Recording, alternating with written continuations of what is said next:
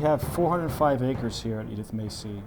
Originally it was two separate camps, but back in the 1970s they combined it to the total of 405 acres we have now. Just to the north of us we have the Campfire Club, which is also a conservation club. They have over 300 acres. So between our 405 and their over 300, there's over 700 acres of land that cannot be developed, and it's just in a natural state.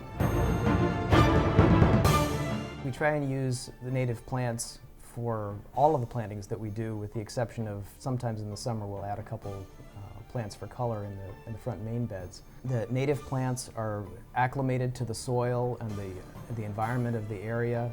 You don't need necessarily to fertilize them. Natural watering from the rain cycles are great. A lot of them tend to be drought resistant, so it's a great way to landscape. And you've got such a wide variety of choices in this area that it just makes sense. Any trees that fall down, we chop them up, use them for firewood. All the chips we keep on property, we use those for decorating flower beds and paths along the way. We have crown vetch between some of the buildings to help keep down erosion.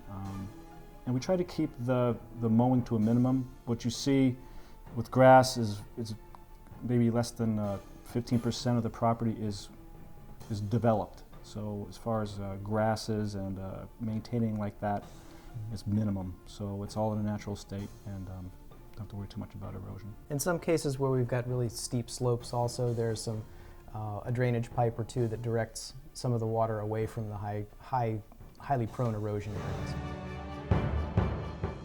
From green roofs, we have one green roof in particular that's directly behind the building that we're in right now. It's over a building called The Cave, and it was built in the 1980s, and it has a sod roof, green roof, and it definitely is one of the cooler buildings on property.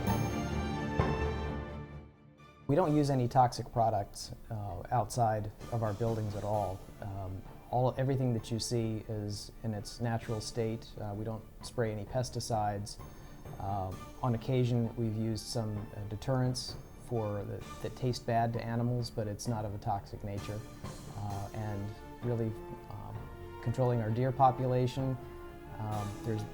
The deer have free reign of the place, and what they choose to eat, and we work with them.